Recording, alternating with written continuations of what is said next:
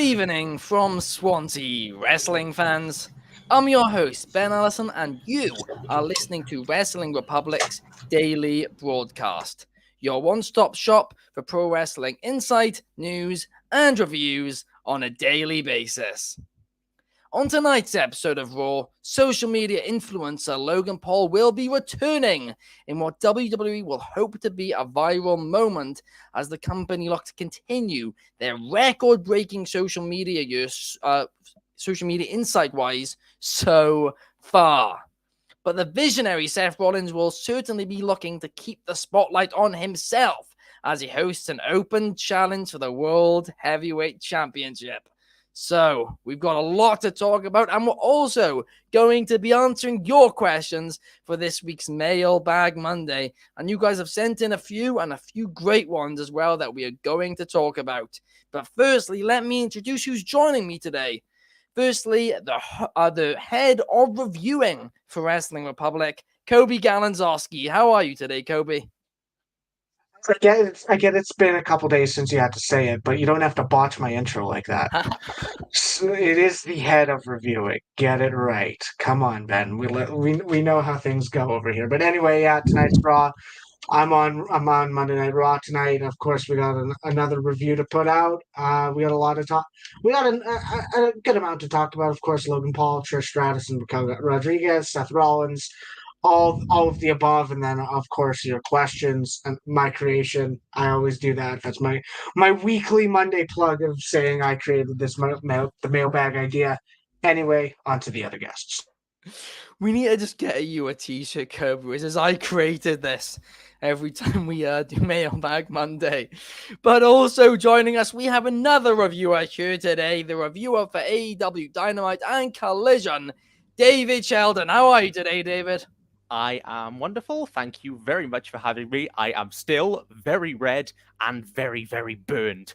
I seem to look redder today in the camera than I did yesterday, particularly, David the Red Nose reviewer. I'm very excited for Raw and for Mailbag Monday today. Lots of great questions, some very interesting topics for Raw. So I'm excited. Let's get at it. It's going to be a great episode. But also joining us, we have Shad. How are you today, Shad?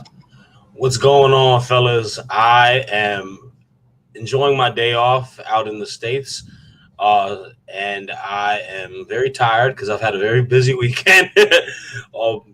Being able to talk to y'all a couple days ago in regards to reviewing SmackDown, but I'm happy to preview Raw. First time I've done a mailbag episode, so let's get right into it. Absolutely. There are a lot of fun to do, and there are a lot of fun for us to get into right now. But firstly, let's talk tonight's episode of Monday Night Raw. And I mentioned it in the intro, which I did botch a little bit, but Logan Paul will be returning to Raw tonight. And the real question is, why is he showing up exactly? There's something planned, right? They've clearly got something in the works for him. Is it a feud? Is it something else? I mean, later on, we're going to be talking about who we think could answer Seth Rollins' open challenge. Could that be Logan Paul? I personally don't think so, because if he was wrestling, I think it would be advertised ahead of time that he would be wrestling, because, of course, the entire point of Logan Paul in WWE is for WWE to advertise him and to get in those younger viewers. And tonight, they've only advertised that he's going to be there to, I don't know, say something, I guess. So the question which I have, and I'll pass it to you first, David. Why do you think that he's going to be on Raw? First of all, I should say, I'm excited to see him. For all his many faults as a human being, he is must-watch television, when he is wrestling. I think the reason he is here is to somehow get his way into the Money in the Bank ladder match as an extra participant. I think I've really loved what they've done with the Money in the Bank this year, of having none of the competitors being former world champions. Logan would continue that line if he went in. He is also a big star, and he is also a entrant that very few people want to win. And we forget that can be very fun in a match, especially when there's somebody as over as LA Knight is now. If that is the plan, is to give LA Knight the Money in the Bank briefcase, which I think they'd be mad not to do now with just how popular he is, I think Logan will be a very, very fun foil to that. As I've said on the podcast many times, Logan was my pick for Money in the Bank this year, but they've not done nearly enough build for that. So I think he's in there as a bit of a red herring. He can do some incredible spots with Ricochet and all of those guys. It can be a really, really fun, entrant to a ladder match. I think I think it would be that they'd be mad not to. My question is, do they set him up in a qualifier, or does he just put himself in there as the heel that he is? You could have a fun Logan Paul Raw match, but I feel like more likely Logan will use his influence as a social media thing, or he'll play the heel thing of, he's just signed a new contract, pulling out a heel contract and saying that he was demanded this shot and everything. Go that way, go the celebrity route. Just don't put him near the Miz would be nice, because I've seen far too much of that pairing for the rest of my life. But I'm excited to see Logan. The funny thing with Logan is that nobody ever wants him there until he turns up, and then he's brilliant, and then he goes away and then goes to come back and people get on his tail again. Like I said, regards from his many faults as a human being, he is a really, really entertaining presence on television, and I'm very excited to see what he does tonight, and I think Money in the Bank is in the cards. Absolutely. I mean, you basically bang on there. He's somebody who annoys a lot of people, but he's also must-watch television every time he's there. His matches so far have been really, really good. And, of course, he had that encounter with Ricochet before, right? Whether, in the Royal Rumble match. And a lot of people said, we want to see that as a singles match now. Well, number one Superfly saying that in the comments, saying, should they tease a potential match between Logan Paul and Ricochet? Well, I would love that. However, of course, Ricochet's already in the Money in the Bank ladder match. So if he wasn't, that'd be a perfect qualifying match. But yeah, they're in the match. And perhaps if Logan does join the Money in the Bank ladder match, then they can have another tease in there and do it down the line. We've got Eric Calavera in the comments who's saying Logan Paul is a hero to anyone who wants to. I'm afraid I don't get that one either. Ben, yeah, I'm sorry, I can't offer insight into that at all. But Matt Williams, I think it's something he did. I think it's something he did where he had. I think he had a sick pet pig or something along those lines, and didn't pay for medical for it or something something like that. I think I remember hearing that before. I don't know how do I sound. Yeah, you sound all good on that. Don't worry, Coby. But we've also got Matt Williams in the chat who's saying, give me Pat McAfee versus Logan Paul. And let's see if either of them can actually go together. And he's also saying, throw Bad Bunny in there and make it a triple threat. Why not? I've seen this advertised. I really don't want it. Want it. Why expose them? Who does that benefit to like? I think Logan would be fine. They could all be fine, but it seems like it feels like fantasy booking. I feel like putting celebrities against established wrestlers, we don't need to punish people by trying to make them fail. I think you keep them against people who, because they're all new to the game. Don't throw them in the sharks early. It doesn't benefit anybody. Yeah, no, I will agree with you there completely. I'm all for celebrities in WWE if it's done right. But celebrities versus celebrities, that's a no from me. But Shad, what about you? What do you think Logan Paul is going to do on tonight's episode of Raw? I mean, there's a couple of reasons why I feel like he's on the TV episode. One, Logan Paul is a native from Cleveland, Ohio. So I think you give him a little bit of a homecoming. I think that is slightly a reason why he's there, but like you guys mentioned, I think the main reason he's there is for him to find his way into the Money in the Bank ladder match.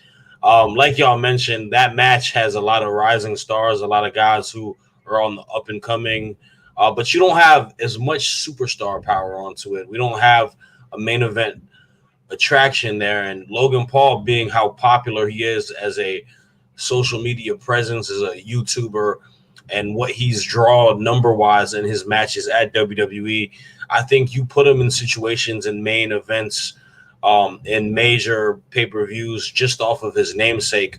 And you also put him in a match where, I mean, he's what, Lucha Logan? Is that what they called him? It's a high-flying ladder match. He's going to get a cool spot. He's going to jump off the ladder into something. He might do another on the ropes type of thing with Ricochet, but it's more so just to create viral moments and have him,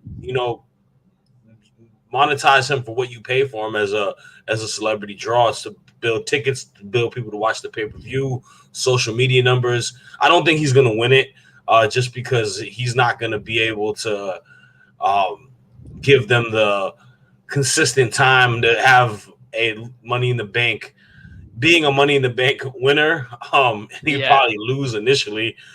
He'd probably be a failed cash-in. I think LA Knight's still the winner, but I'm not mad at it. I mean, put him in the match. He's going to get your numbers up on it. And he's not that bad of a wrestler as a celebrity. He's actually pretty good. So, yeah.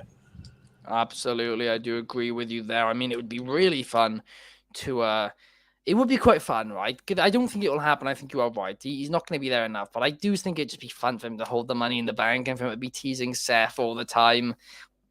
And maybe, dare I say, cash in successfully and hold it for like 1 month or something before losing it back to Seth.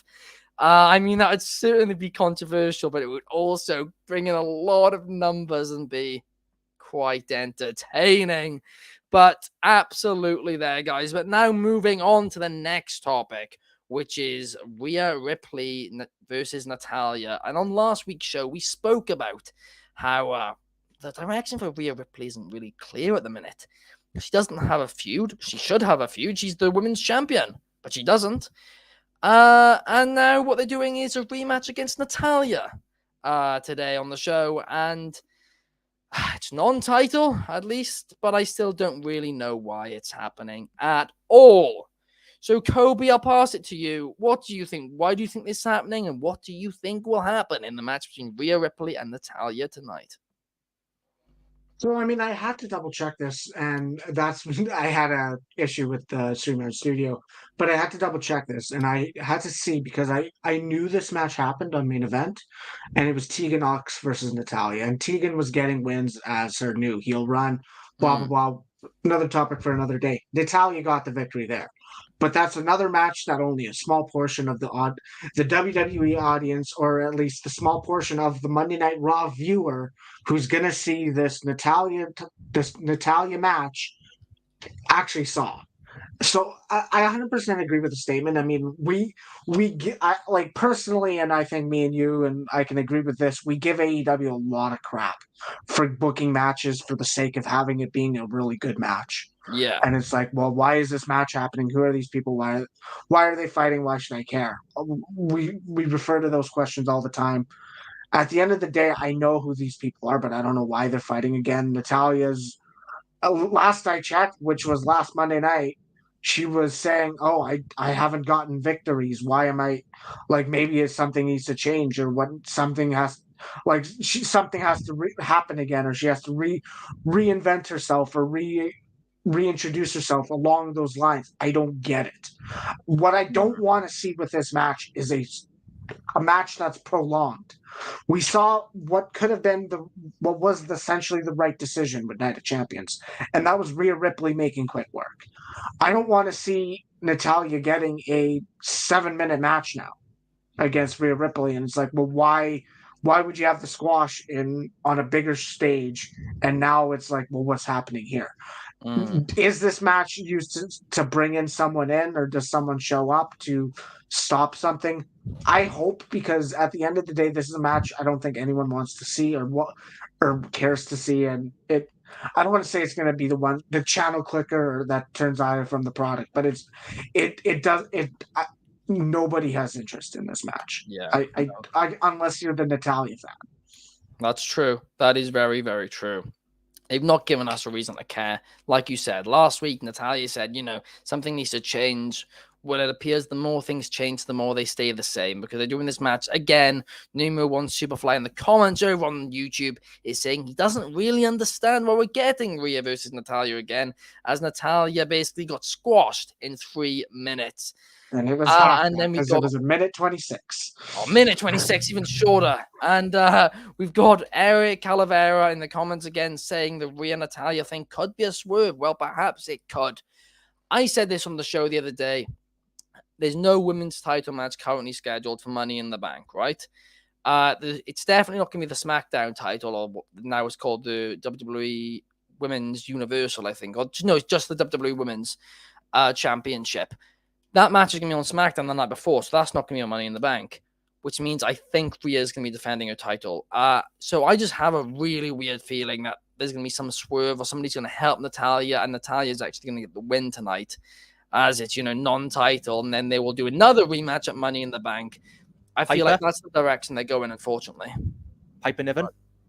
Oh, maybe Piper Niven. Yeah, that would be a good one for sure. And of course, she's Scottish, so her returning to the UK for that match, she would certainly get a decent reaction, you'd think. But now let's move on and let's talk about another feud in the women's division, and that is Trish Stratus and Becky Lynch. Well, we already know Becky Lynch is in Money in the Bank. We also know Zoe Stark is in Money in the Bank. Well, tonight, Trish Stratus will try and get her own place in Money in the Bank, as she will take on Raquel Rodriguez for the final spot in the women's match.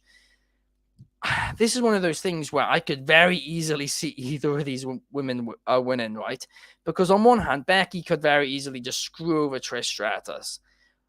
Because Raquel Rodriguez, she's somebody who undoubtedly deserves to be in that match, and I'd kind of be surprised if she wasn't.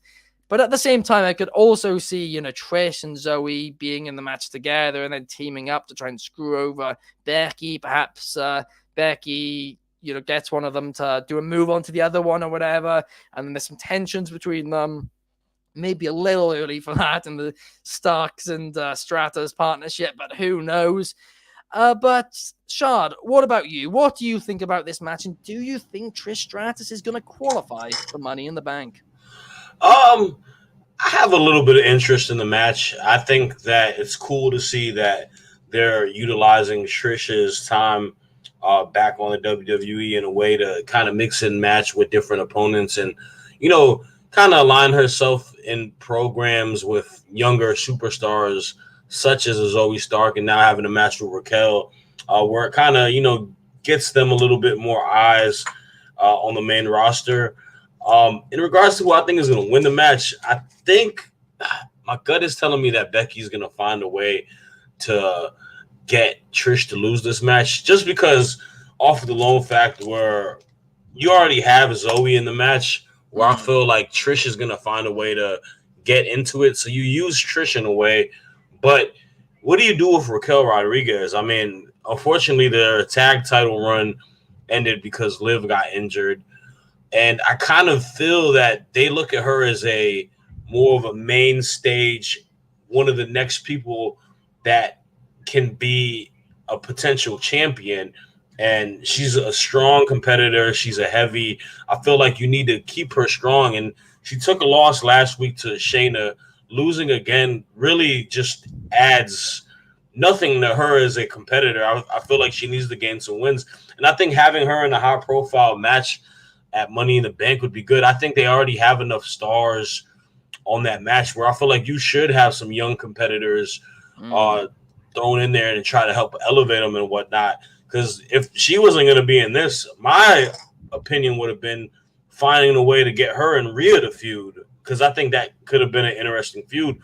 But I think Raquel's going to be in there, and it might be a little bit of a hot take. If you throw Raquel in there, that could be a dark horse to win the briefcase, just because I feel they have high hopes on her as a competitor. She's had, belts in her time at WWE. I feel like they're going to try to find a way to, keep her momentum rising. So I got Raquel winning, but it's going to be a little bit of some schmoz happening. Yeah, no, I do. I could very easily see that happening there. And number one Superfly over on YouTube is saying, is Trish really going to compete in a ladder match? Yeah, of course. At her age now, perhaps that is a question to be brought up about it. And we got Carl Kinahan. Shout out Carl in the comments saying Logan in the Money in the Bank ladder match in his opinion. So he's agreeing with you guys on that one. I think that certainly could be the direction for it. But the other thing on tonight's Raw, which, there's a lot of questions about, is that the World Heavyweight Champion Seth Rollins will be hosting an open challenge. And this time, nobody has announced before the show that they're going to answer it. So it really does feel like a surprise. I'm interested to see who it is. I truthfully have no idea who it's going to be. I really, really don't. I mean, maybe it will just be Finn Balor again, but I mean, surely they are going to wait until Money in the Bank to do that. Balor's not going to suddenly cash in on it early or whatever because, yeah, that match is now scheduled and all that for Money in the Bank as well. But it's a difficult one to predict. It really, really is. The one person I really don't think it is, like I said earlier in the show, is Logan Paul. Because, yes, he's going to be on the show today. And, yes, Logan and Seth could reignite their feud for the WWE, for the World Heavyweight Championship. And that would be very interesting and very entertaining. But I don't think Logan Paul is the type of person who's going to answer an open challenge or compete as a surprise. Because, again, that's not his point. We've also got Carl Kinnan in the comments here saying Seth versus Johnny Gargano tonight because it's in Johnny Gargano's hometown. I actually didn't even realize that, but that is a great shout. Perhaps Johnny Gargano could return to Raw, and whoo, what a match that would be. But David, what about you? Who do you think Seth Rollins is going to face tonight? You've stole my idea, Carl. That was my whole lead in. Right, yes, I think it is going to be Johnny Gargano. Here's what I could see happening. Bear with me on this. This is my idealist brain. Johnny Gargano answers the open challenge. I think it makes sense. He's in his hometown. Johnny Gargano and Seth Rollins will wrestle an unbelievable wrestling match because they are unbelievable wrestlers. We saw them. I believe they opened the Chamber this year. They were the first two in the Chamber. I could be wrong on that, but from my memory, they were the first two in the Chamber. They were at this point. They were great there. I think you have Johnny Gargano almost win and narrowly come short. Have Seth win with a stomp or whatever. After the match, give Johnny Gargano an ovation in his hometown, and then have Seth Rollins and not Seth Rollins, my bad, Damian Priest and Dominic Mysterio and Finn Balor come down and beat up Seth and beat up Gargano. I don't. Please let this be where Ciampa comes back. I know I really want Ciampa back on my television because he's one of my favorite wrestlers. So I'm going to say that could happen as a way to, if WWE have not done the best job of making you care about Gargano. So, if it's a bit like, a wrestler's hometown is always the place they're going to feel like the biggest deal. Yeah. So if you're going to give that the way, and specifically if you're going to reunite DIY and give them a shot of adrenaline in the arm, to do it in Gargano's hometown where people care about Gargano, get heat on Priest and Finn and all those guys, and have the faces stand tall, and then next week you build your final angle then into Money in the Bank with Finn and Seth. Maybe even do a 6-man tag. I don't know. It's wishful thinking. It's probably not going to be Ciampa. But that's my fancy booking. But either way, I think it will be Gargano who answers the open challenge. And I think they will have, if it is them two, an incredible wrestling match. And I'm very excited. And it's not going to be now, is it? It's going to be, I don't know, Madcap Moss or something. Oh, but... no. I do think you're right. I do think it's going to be Johnny Gargano now. You sold me on that. But you also really sold me on Ciampa coming out after. We got Carl in the comments saying Ciampa returns to try and get Johnny back on track after losing. That would be brilliant. And I also love the 6-man tag idea for next week. The only issue is, of course, Dominic's in that feud with Cody at the minute too. So I'd imagine they'd probably want to build that next week. But, I don't know. I mean, you could very simply even have it just Damian and Finn. Damian and Finn take out Gargano and Seth after the match, and then Ciampa comes out, and then maybe next week you do DIY versus Balor and Priest and Seth evens the odds. Yeah, I wouldn't burn that match too early. That's a money match. True. You do want to build it a bit, but then again, it is Raw. They do rush these matches at times. True. But number one Superfly is saying this might not happen, but it would be interesting to see Seth Rollins versus Rhea Ripley for the championship. Well, number one Superfly, I can tell you, not only will it might not happen, it certainly won't happen because WWE would not do that. And Carl saying Seth versus Miz incoming. No! Oh, no! Sorry. I'm with you on that. I do not want to see that. That would be horrible. That That would not be great. Even then, they delivered how many weeks? Whatever, a month and a half ago, they had a really good match. You're not going to complain. Yes, it's not the ideal match. I've seen it so it's many not times. the ideal match, but they can deliver. But it's that's not the for an open upside to challenge. Not good enough. Not for an open challenge. I like Miz, by the way. I should say I do like. Oh, Miz. I do too. Love him, but it also is his hometown. Oh, I don't care. I still don't want to see it. Oh man, it's gonna be the Miz. Eric Calavera is saying, I think WWE has been waiting for Indy to heel to kickstart the way again with Gargano, Dexter Lumis, Candice, and Indy.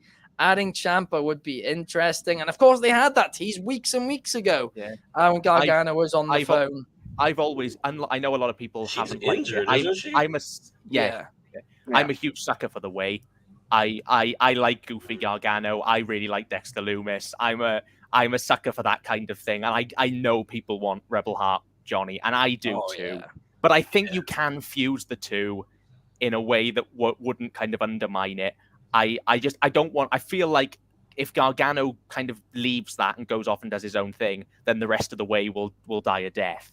Maybe they already are. So I love them all. I love all of them. So I'm kind of hoping the state. I kind of hope that Ciampa is kind of the serious sort of side of that. I could see Ciampa and Lumis doing something together. I think we've kind of just having DIY reunite does not mean the way has to die. I know a lot of people want it to. Yeah, I don't personally, but I'll leave it. You could just add, Ciampa in there and have them both succeed together. But now let's go to Mailbag Monday and let's answer the questions which you guys have submitted via our Instagram stories. If you want to submit a question for Mailbag Monday, we have the Instagram poll, the Instagram question thing on our story every single week. So make sure you're following at Wrestling Republic over on Instagram. But the first question is from BB Bailey 909, who is asking us. Actually, no, we're going to do that one next. Firstly, we're going to do a question from Jacob.VL on Instagram, who is asking us, should the Elite and CM Punk sort their issues out and have a match together and make some money, or is it not worth the risk? Now, this one is, this is a very good question, right? Because the obvious answer here is yes, they should just put their issues aside and earn the company money, right? The fact that the EVPs of the company, allegedly, if you believe CM Punk, aren't talking to CM Punk when he's the biggest draw in the promotion, I don't know how I feel about that. I really, really don't. Truthfully, if any of these four guys really care about the company, then they will put their beef aside and they will just earn a boatload of money for the company, because Kenny Omega and the Young Bucks versus CMFTR, that would be money. That would be a huge match in Wembley Stadium at All In, and then perhaps you could do Omega versus Punk at All Out. It would be brilliant. It would be perfect. However, the important bit of this question is it worth the risk? If it happens, you are very much risking another, brawl out situation afterwards. If one shot's stiff or something and Punk or somebody else takes it the wrong way and they think it's, it's turned into a shoot, it could become a disaster. It could. But it also could earn them a lot of money. There's a lot of risk involved, but there's also a lot of rewards involved. But Coby, I'll go to you first. Do you think they should put their issues aside? Yes and no is the answer. At the end of the day, we've said it multiple times. We've said it multiple times. We're in the position where for AEW as a business, grown-ups do business. If parties can come together, they can make a lot of money. They can do really good business. They can really get a lot of eyes back on their product, because we've said it before, AEW has kind of been on a bit of a stretch.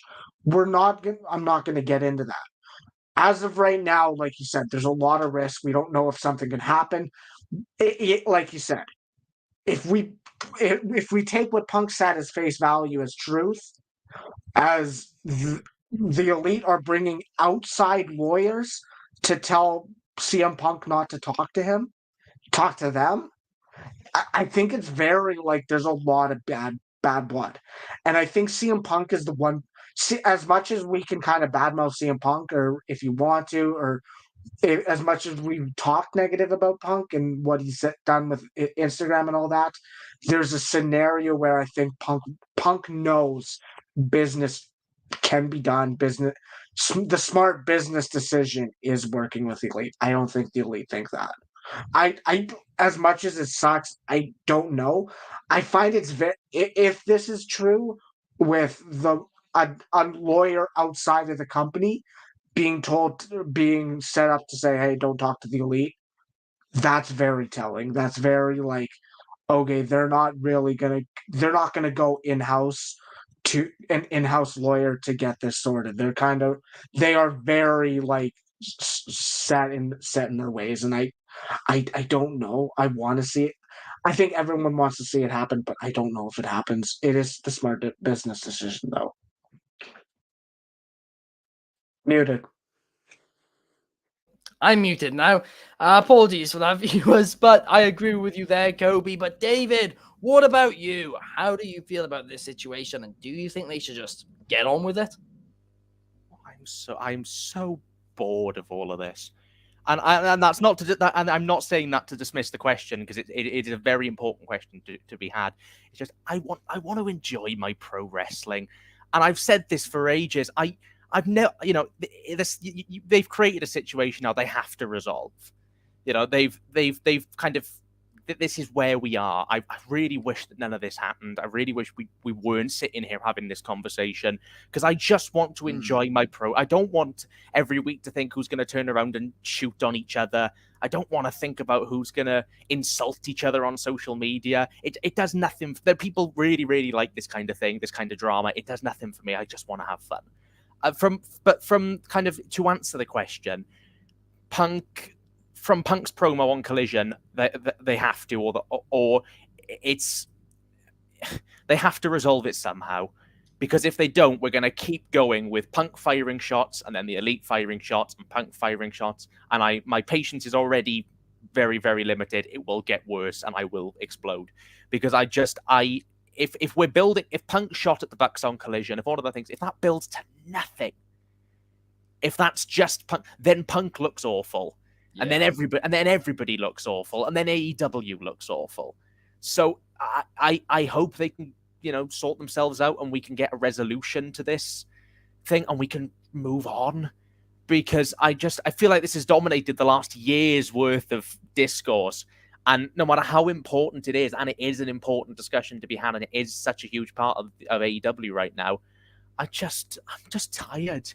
I'm tired of the Twitter rants. I'm tired of all of that. I just want to enjoy my programming, and I hope we can reach a point again where this can all be resolved, and we can get back to kayfabe storylines, and not storylines based on who hit each other harder, or who bit somebody, or whose dog bit somebody, or what muffins were eaten, and we can just move on and keep things in, at the very least, a kayfabe, shoot mix. I don't mind that. I'm bored of this now. I really am. That is very, very fair, and I think that reflects the way a lot of the fan base are thinking. But what about you, Shad? Do you think they should just do the match? Man, it's difficult for me to say, because I'm a person that has been a firm believer, if you're in a toxic work environment and it's affecting your well-being as a human being, you should try to get out of it. But this is a situation where these guys are you're the highest paid main attraction, and then you are literally the boss of it, and contractual reasoning makes that it's not going to happen like that. So they're kind of stuck where they are. And sometimes I feel like pride is the devil, where I feel like you may just need to suck it up and bite the bullet. And you guys are all adults. I feel like they need to find a way where there can be at least common ground, where they can view it in a standpoint where they'll be like, you know what, we're all professional wrestlers. We're all entertainers. This is an opportunity for us to make a ton of money and draw a lot of views. I feel like they should be able to make it work and find a way to make it work. reality sometimes can create the best storylines. CM Punk is very good at doing stuff like this. He did it in WWE, where he's able to get a touch of reality and make it captivating in the storyline. Man, I want to see them have the feud. I mean, him returning and them not touching bases in a feud kind of makes it seem like a letdown. So, me personally, I would like to see them work a feud and eventually maybe not get it over completely. They don't gotta be buddies and play video games or whatever CM Punk likes to do, but at least have a working relationship. So yeah. Yeah. No, exactly. I completely agree with you there. They just need to find a way to just be able to work together and work together without being worried that one of them is going to go off on the other in the ring.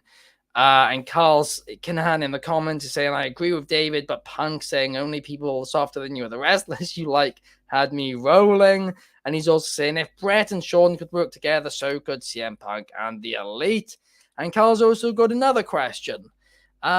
When will Finn Balor's favorite student be returning to the podcast? Well, Carl, I didn't realize Jordan Devlin was on the podcast to begin with. Winding you up, Carl. But yeah, let's now talk about the greatest of all time. However, let's not talk about the greatest of all time period in wrestling because that's too long of a discussion for today. Let's talk about the greatest of all time in AEW. Admittedly, it's a short time. It's only 4 years. But at Bailey, BB Bailey 99909 is asking, who would you guys consider to be the GOAT in AEW so far? To me, I think the obvious name that comes to my head is Jon Moxley because, of course, him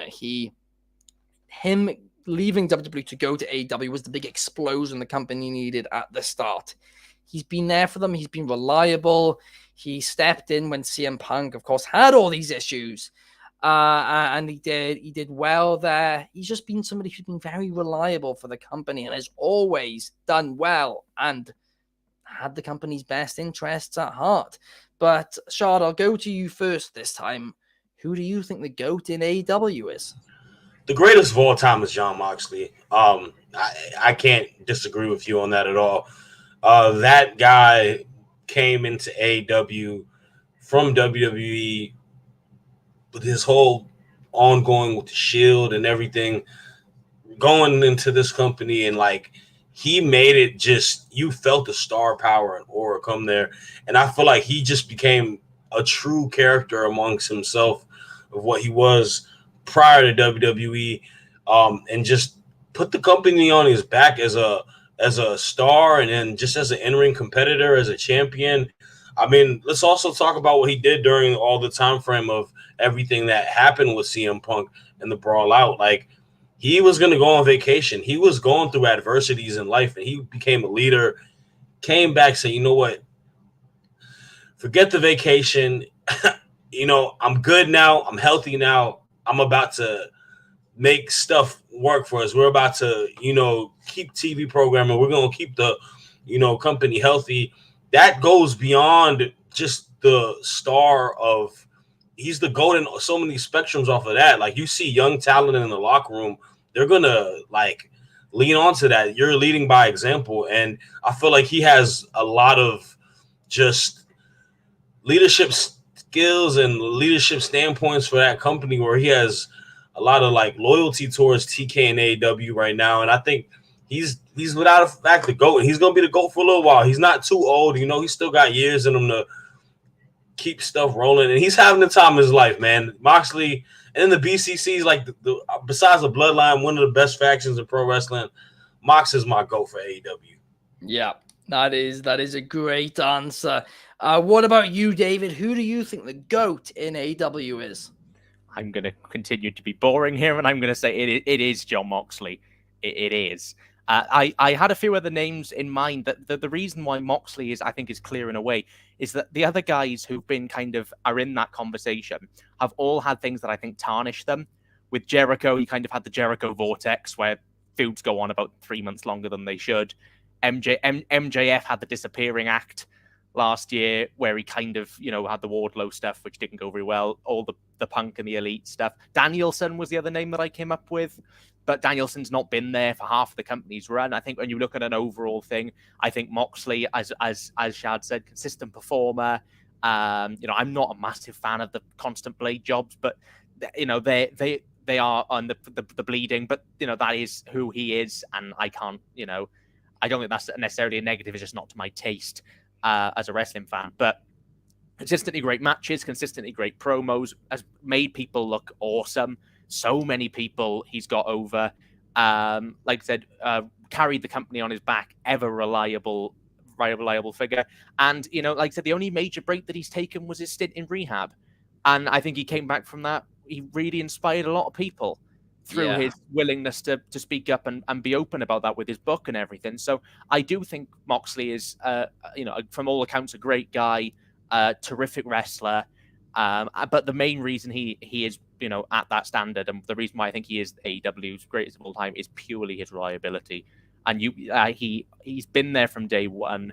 He has fought for the company. He has been the company's figurehead. And I think it would be, I don't know who else touches him, to be honest, in that discussion. Moxley's great.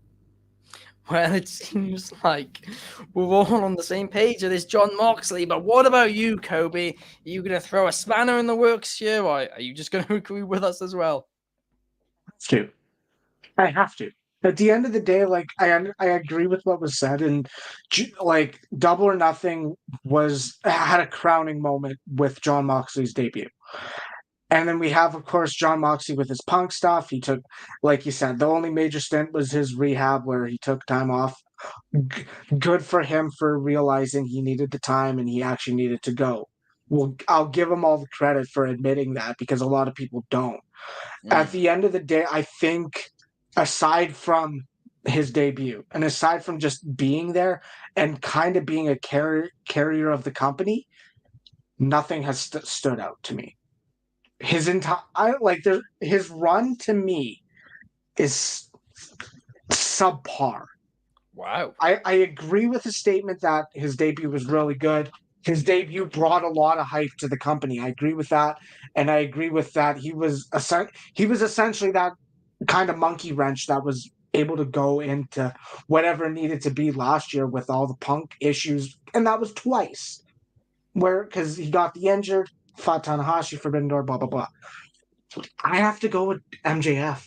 I do. Oh, okay. I think MJF came into this company as someone who everyone could see this is someone who's going to be here for 10, 15 years if he stays. And this is someone who's going to really be that next star that carries the company. This is that biggest company. Of course, we had Jon Moxley, Chris Jericho, all that. MJF was that star. And I think we can all say that. Aside from his Jericho rivalry, which even then it was somewhat successful, MJF has never had a low point. It's on the booking of Wardlow for the last year that's ruined it. He got Wardlow so hot that he had a squash match in the opening match of Double or Nothing, which was Wardlow powerbombing the heck out of him for 15 minutes. And he was over. Compared to now, Wardlow's booking is crap. MJF is someone that is going to deliver. He delivers on the mic. He delivers in the ring. And I don't think there's an opponent you could put in the ring with MJF to where he couldn't deliver a great match. The only person that comes to mind right now is I don't know how amazing his match with Tanahashi will be if it happens, of course. Well, but it obviously is the direction. But I think he's been off the charts, and he's that one person that has had a lot of standout moments, a lot of standout rivalries, has been one of the best storytellers in the game. And I don't think you can necessarily say anything bad about him. That is a very, very, very good point there. So we've got 3 votes for Jon Moxley and 1 vote for MJF. But that basically brings us to the end of the show today, guys. If you're over on YouTube, please like and subscribe. If you're on Spotify, a 5-star and follow. They help us out massively. We'll be back here an hour later tomorrow to review Monday Night Raw at 9 p.m. UK time, 4 p.m. Eastern, and 1 p.m. Pacific. Thank you to David, Shad, and Coby for joining me here today. We will see you guys tomorrow. Enjoy your day.